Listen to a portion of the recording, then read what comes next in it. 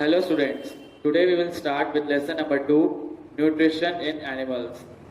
Food is required by each and every living organisms, where it is animals, plants or humans. Without food, a living organism will not be able to survive. All animals depend directly or indirectly depend on food which are made by the plants. तो students यहाँ पे ये कह रहा है कि जो animals होते हैं वो इनडायरेक्टली या डायरेक्टली प्लांट्स पे डिपेंड करते हैं. किस लिए? For the purpose of food. All animals, including human beings, must collect appropriate variety of food and nutrients. हर जीवित प्राणी को एक appropriate quantity में उतना न्यूट्रिशन जरूरी उसके लिए होता है. The chemical substances present in the food are called nutrients. Nutrients क्या होता है?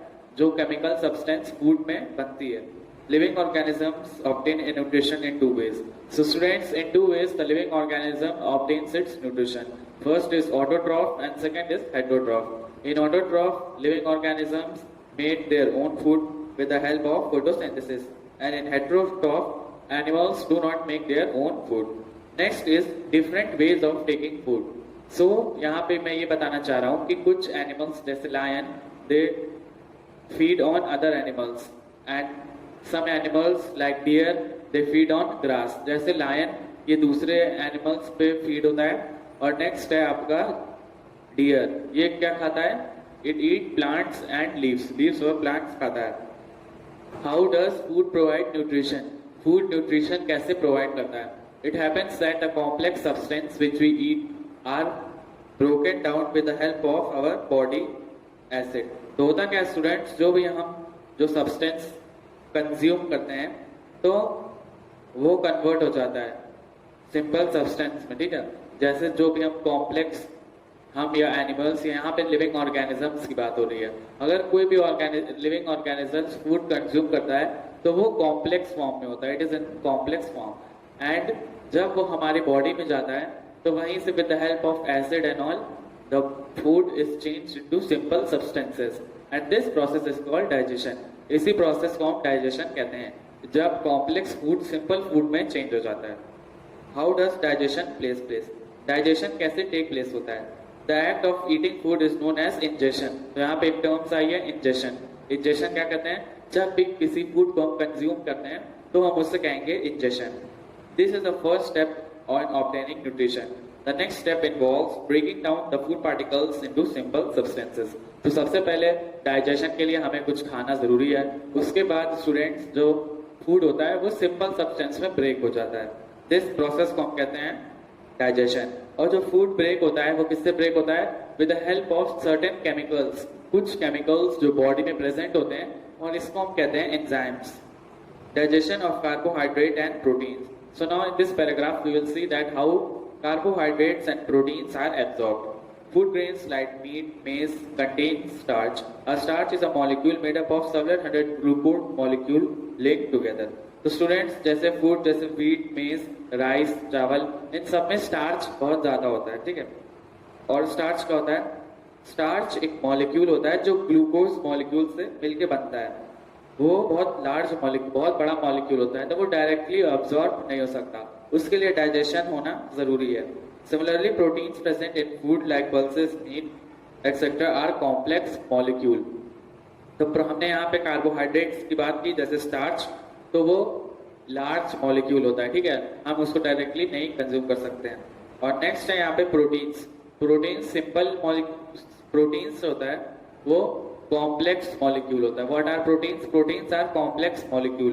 अब कॉम्प्लेक्स है तब भी हम उसको डायरेक्टली नहीं कंज्यूम कर सकते हैं, तो वो हमारे बॉडी में जाकर डाइजेशन होता है, उसमें एंजाइम्स उस पर अटैक करते हैं और जो कॉम्प्लेक्स मॉलिक्यूल होता है वो सिंपल मॉलिक्यूल में चेंज हो जाता है. उसके बाद वो हमारी बॉडी उसको एब्जॉर्ब कर लेती है. The absorption of digested food and its incorporation into the body is known as assimilation. तो assimilation कहता है जब हमारा फूड बॉडी में एब्जॉर्ब होता है, इसको हम कहते हैं assimilation. The undigested and unwanted material from food is executed out of the body. This process is called digestion. जो हमारा फूड जो अनडाइजेस्टेड है या वेस्ट मटेरियल है वो हमारी बॉडी से निकल जाता है और उसको हम कहते हैं digestion. Now students, we will study process in nutrition in amoeba. Process of nutrition in amoeba. Amoeba protist lives on the bottom of shallow lakes and ponds. It feeds on microscopic organisms such as protozoa and algae. तो amoeba क्या होता है? Amoeba एक small microscopic organism होता है जो किसको feed करता है? Protozoa and algae. The injection of food takes place to the surface of amoeba. Amoeba की सरफेस से जो फूड होता है वहीं से उसका इंजेक्शन टेक्स प्लेस हो जाता है. इंजेक्शन मतलब फूड को खाना. Prey is enclosed in a food vacuole with a little of water. तो यहाँ पे स्टूडेंट्स आप स्क्रीन पे देख रहे हैं कि ये फूड है, वो अब फूड धीरे धीरे प्रेसिडोपोडिया में जाएगा, फिर वहां पे कैप्चर हो जाएगा. उसके बाद जो इंपॉर्टेंट न्यूट्रिएंट्स हैं वो एब्जॉर्ब हो जाएंगे और जो वेस्ट मटेरियल है उसको लीव कर दिया जाएगा. An enzyme called lysosome which contains hydrolytic enzyme is secreted in a food vacuole. तो यहाँ पे स्टूडेंट्स जैसे बॉडी में फूड आ जाता है तो एक एंजाइम होता है जिसे हम कहते हैं लाइसोसोम. उसके अंदर हाइड्रोटिक एंजाइम होता है और वो फूड को डाइजेस्ट करने में मदद कर देता है. नेक्स्ट है students mouth and teeth. Mouth and teeth. Herbivores such as deer, camel and cattle have specialized jaw and teeth that help them in digestion. तो स्टूडेंट्स यहाँ पे देखिए हर्बीवोर्स एनिमल्स होते हैं जो लीव्स और प्लांट्स पे फीड करते हैं. उनके जो मोलर्स होते हैं, molars of the teeth which are on the back side. जो पिछले के दांत, पीछे के जो दांत होते हैं उन्हें हम मोलर कहते हैं. ये मोलर के दांत जो होते हैं वो च्यू करने में, चबाने में मदद करते हैं. तो हर्बीवोरस एनिमल्स जो होते हैं उनके जो मोलर टीथ होते हैं वो क्या होते हैं? बहुत ब्रॉड होते हैं, बड़े होते हैं. क्यों? क्योंकि उनको लीव्स और प्लांट्स को च्यू करना है. So they require a broad molar teeth. Whereas the animals who are carnivores, जो कार्निवोर्स एनिमल होते हैं उनके कैनाइंस हमारे सेकंड टीथ होते हैं. यहाँ पे देखिए डायग्राम बनाए. कैनाइंस क्या करते हैं कि जो मीट होता है उसको टीयर करने में, ठीक है, मदद करते हैं. तो जो एनिमल्स जैसे लायन, टाइगर, ये लोग कार्निवोर्स एनिमल है तो इनको एक स्ट्रॉन्ग कार्निवोर टीथ चाहिए होगा. In human beings as in other animal the teeth helps in breaking food into pieces by cutting and chewing and make it digestible. तो यहाँ पे बताया टीथ की इंपॉर्टेंस क्या है. टीथ हमें खाने को च्यू करने में या तोड़ने में बहुत मदद करते हैं. उसके बाद हमारा सलाइवा होता है, सलाइवा माउथ में मिक्स हो जाता है. उसके बाद जो फूड होता है वो चला जाता है नीचे. नेक्स्ट है student types of teeth. So there are 4 types of teeth. How many types of teeth? 4 types. The first is incisors. Incisors को हम कहते हैं cutting teeth. The front 4 teeth on each jaw are flat and have sharp edge. तो हमारे सामने के जो 4 दांत होते हैं इसको हम कहते हैं incisors. ये कोई भी फूड मटेरियल को कट करने में मदद करता है. नेक्स्ट है कैनाइन. कैनाइन 4 से 2 टीथ ऊपर वाले और 2 टीथ नीचे वाले. उसके बाद के जो टीथ होते हैं वो होते हैं कैनाइंस. ठीक है, ये बोथ साइड होते हैं, ये शार्प होते हैं और ये टीयर करने में मदद करते हैं. उसके बाद प्री मोलर्स आते हैं. प्री मोलर्स उसके बाद होते हैं, थोड़े ब्रॉड होते हैं. उसके बाद तो फूड को फाइन पीसेस में कन्वर्ट करते हैं. जैसे हमारा रोटी है तो वो जब यहाँ पे जाता है प्री मोलर्स में तो वो फाइन पीस में ग्राइंड करते हैं. जैसे मिक्सी होती है, mixer, it grinds our food. In the same way the premolars also grind our food. Next are molars. The remaining teeth in a jaw are called broad and flat. The last 2 or 3 on both or each jaw are molars. These teeth are also used to crush and grind food. तो यहाँ पे pre-molars और molars दोनों का एक ही काम होता है कि फूड को ग्राइंड करना, चबा के उसको स्मॉलर पीसेस में कन्वर्ट करना. उसके बाद स्टूडेंट्स देखिए डाइजेशन इन ह्यूमन. ह्यूमन में डाइजेशन कैसे होता है. Digestion of food is a slow process and it takes few hours to complete. Digestion बहुत स्मॉल प्रोसेस है, स्लो प्रोसेस है, बहुत धीरे धीरे होता है और कई 3 से 4 घंटे लगते हैं फूड को डाइजेस्ट होने में. All the organs that work to digest food form the digestive system. Digestive system क्या होता है. सारे ऑर्गन्स जो हमारी फूड को डाइजेस्ट करने में मदद करते हैं उन्हें हम डाइजेस्टिव सिस्टम कहते हैं. जैसे mouth, oesophagus, stomach, liver, pancreas, small intestine and large intestine. ये है students organs of human digestive system. तो we will start from mouth. हम मुंह से शुरुआत करेंगे. तो हमने यहाँ पे टीथ के बारे में पढ़ा है. टीथ से क्या होता है कि हमारे फूड ग्राइंड होकर स्मॉल पीसेस में हो जाते हैं. उसके बाद स्टूडेंट्स जो सलाइवा होता है वो फूड से मिक्स हो जाता है और फूड को सॉफ्ट बना देता है. Digestion of carbohydrates begin in mouth. The teeth chop and grind the food, break it into small pieces. तो जैसे ही हम कोई कार्बोहाइड्रेट कंज्यूम करते हैं तो हमारे टीथ उसको क्या करते हैं, च्यू करके उसको स्मॉल पीसेस में काट देते हैं. उसके बाद हमारे फूड में सलाइवा मिक्स हो जाता है सकते हैं उसके तो उससे क्या होता है कि फूड हम लोग swallow कर सकते हैं। Saliva contains the digestive enzyme amylase which break down some carbohydrates into sugar।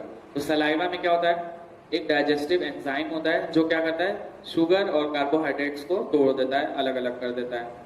उसके बाद स्टूडेंट्स यहाँ पे देखिए ऑसोफेगस। ऑसोफेगस क्या होता है, ऑसोफेगस एक ट्यूब होती है, ठीक है। Oesophagus is a tube which connect the throat to stomach. Stomach और थ्रोट के बीच में एक ट्यूब होता है, इसी से हमारा फूड मटेरियल नीचे आता है, इसी ट्यूब को हम कहते हैं ऑसोफेगस। नेक्स्ट है स्टूडेंट स्टमक। स्टमक में आइए, the stomach is a bag like organ made up of muscles. हमारा स्टमक क्या है, बैग लाइक ऑर्गन से, बैग की तरह है और वो किससे बना है, मेड अप ऑफ मसल्स से बना है। The walls of stomach are lined with a membrane called mucosa. तो स्टमक की जो बाउंड्री होती है, आउटर सरफेस, वो म्यूकोसा से, मेम्ब्रेन होती है उससे वो होता है। उसके बाद ये जो म्यूकोसा क्या करता है, म्यूकस एक एंजाइम है, उसको सेक्रीट करता है, तो वो हमारे स्टमक को प्रोटेक्ट करती है। इनर लाइनिंग, स्टमक की दो लेयर होती है, एक आउटर और एक इनर। तो आउटर लेयर तो मैंने आपको बताया था, इनर लेयर में एक म्यूकस होता है, ठीक है। म्यूकस क्या करता है हमारे, क्योंकि हम जानते हैं कि हमारे स्टमक में कई सारे एसिड होते हैं, अगर वो एसिड हमारे स्टमक के बाहर आ गए तो हमारी बॉडी को नुकसान कर देता है। तो स्टूडेंट्स इसीलिए क्या होता है कि म्यूकस होता है, वो क्या करता है, हमारी बॉडी, हमारे स्टमक को प्रोटेक्ट करता है। Gastric juice contains enzymes and hydrochloric acid. उसके बाद स्टूडेंट्स गैस्ट्रिक ग्लैंड्स भी स्टमक में प्रेजेंट होते हैं, और गैस्ट्रिक ग्लैंड्स क्या करते हैं, एंजाइम्स करते हैं, उनके अंदर एंजाइम्स होता है और hydrochloric acid HCl। Hydrochloric acid food से मिक्स हो जाता है, बैक्टीरिया को डिस्ट्रॉय करता है और फूड को क्या कर देता है, एसिडिफाइज द फूड, फूड के अंदर एसिड मिल जाता है। The gastric juices contain enzyme called pepsin. तो गैस्ट्रिक जूसेस मैंने आपको बताया था, उसके अंदर एक एंजाइम होता है जिसको हम कहते हैं पेप्सिन। पेप्सिन सबसे पहले प्रोटीन्स को डाइजेस्ट करता है। The action of enzymes and hydrochloric acids and churning changes into a liquid called chyme. उसके बाद स्टूडेंट्स जब हाइड्रोक्लोरिक एसिड उस पर अटैक करता है फूड पे, तो क्या होता है कि हमारा फूड लिक्विड में चेंज हो जाता है, उसको हम कहते हैं chyme. Chyme leaves the stomach and enters small intestine. तो स्टूडेंट्स यहाँ पे हमारा स्टमक हो गया। स्टमक में देखिए सबसे पहले हमारा टीथ है, टीथ से क्या होता है, टीथ से फूड स्मॉल पीसेस में ब्रेक हो जाता है, उसके बाद सलाइवा मिक्स हो जाता है, उसके बाद ऑसोफेगस ट्यूब है उससे स्टमक में आता है। स्टमक में आने के बाद हमारा हाइड्रोक्लोरिक एसिड उसमें मिक्स हो जाता है और गैस्ट्रिक जूस मिक्स हो जाता है, इससे फूड लिक्विड फॉर्म में चेंज हो जाता है और हमारा जो फूड है वो अब इंटेस्टाइन में प्रवेश कर देता है। The intestine is divided into two parts. Intestine two parts में divided है, एक small intestine और एक large intestine. Small intestine. Digestion of food begins in mouth and ends in small intestine. The small intestine it is made up of three parts: duodenum, duodenum, and ileum. As the chyme enters, several intestinal juices are released. तो students जैसे ही मैंने आपको बताया था जो liquid food होता है उसको हम chyme कहते हैं, जैसे ही वो इंटेस्टाइन में आता है तो एंजाइम्स रिलीज हो जाते हैं, ठीक है। The juices stimulate the gall bladder and pancreas to special digestive juices, bile and pancreatic juice. यहाँ पे देखिए बाइल जूस और पैंक्रियाटिक जूस, ये सारे जूस निकल जाते हैं। Bile juice help the digestion of fats. Bile juice क्या करता है, फैट को डाइजेस्ट करने में मदद करता है। तो यहाँ पे देखिए गॉल ब्लैडर एंड पैंक्रियास, तो गॉल ब्लैडर और पैंक्रियास रिलीज करते हैं डाइजेस्टिव जूसेस, जिससे हम कहते हैं बाइल एंड पैंक्रियाटिक जूसेस। उसके बाद जो बाइल जूस होता है वो क्या करता है, फैट्स को डाइजेस्ट करने में मदद करता है, और पैंक्रियाटिक जूस होता है वो कार्बोहाइड्रेट्स और प्रोटीन्स को डाइजेस्ट करने में मदद करता है। तो बाइल जूस क्या करता है, bile juice helps in digestion of fats, fats को डाइजेस्ट करने में मदद करता है।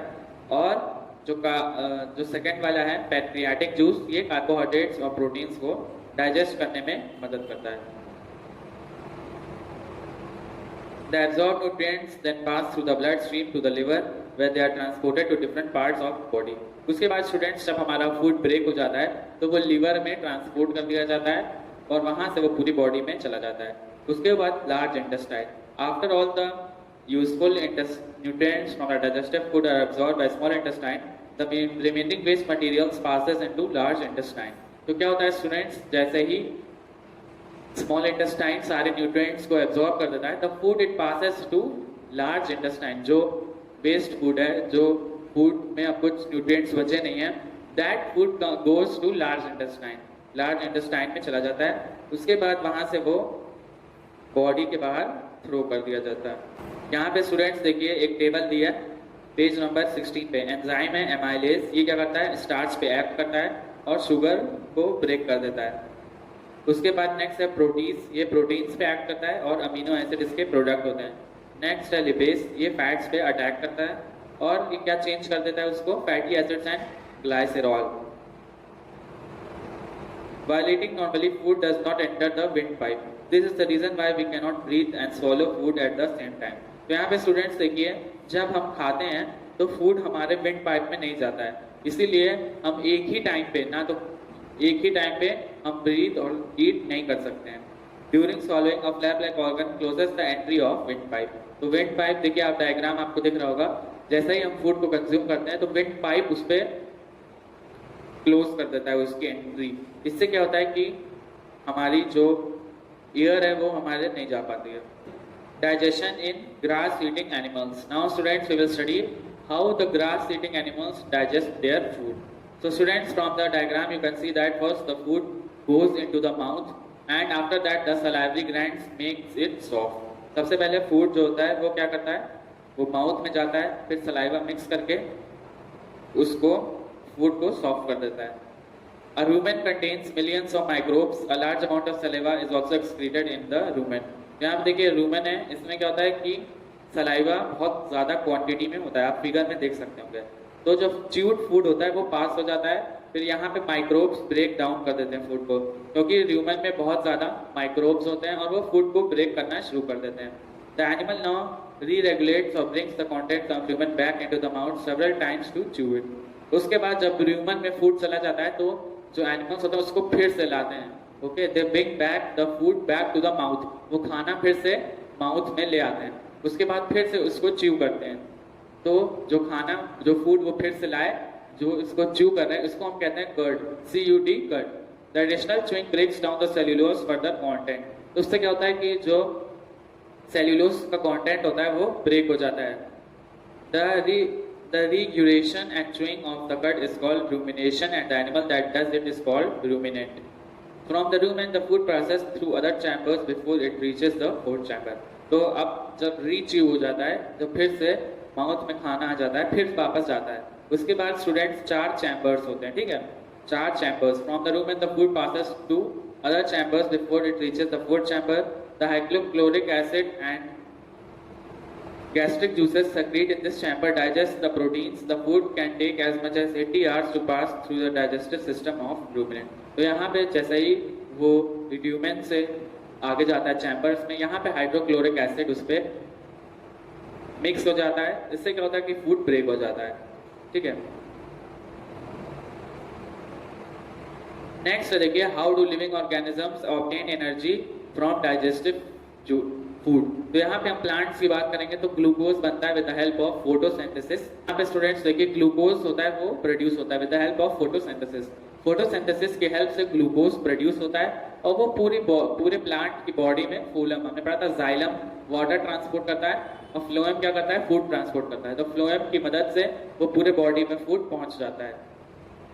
यहाँ पे देखिए, did you know in a cow the process of digestion takes 70 to 100 hours as compared with 2 to 24 hours in human beings. तो काउस में डाइजेशन कितने टाइम तक होता है, 70 to 100 hours. The glucose is broken down inside the cell in the presence of oxygen. तो जैसा ही glucose वो cell में पहुंच जाता है with the help of phloem, तो वो ब्रेक हो जाता है in the presence of oxygen. This process, the chemical energy present in glucose is released along with carbon dioxide and water. This process is known as respiration. ठीक है, तो इसी time पे क्या होता है कि जो केमिकल एनर्जी ग्लूकोज में प्रेजेंट होती है वो रिलीज हो जाती है कार्बन डाइऑक्साइड और वाटर के साथ। इसी प्रोसेस को स्टूडेंट्स हम कहते हैं रेस्पिरेशन। तो यहाँ पे एक इक्वेशन दी है कि ग्लूकोज प्लस ऑक्सीजन, जैसे ही ग्लूकोज में ऑक्सीजन कंबाइन करेंगे तो वो ब्रेक हो जाएगा किसमें, carbon dioxide, water and energy. So students, now your chapter is over. If you have any doubts, you can ask me.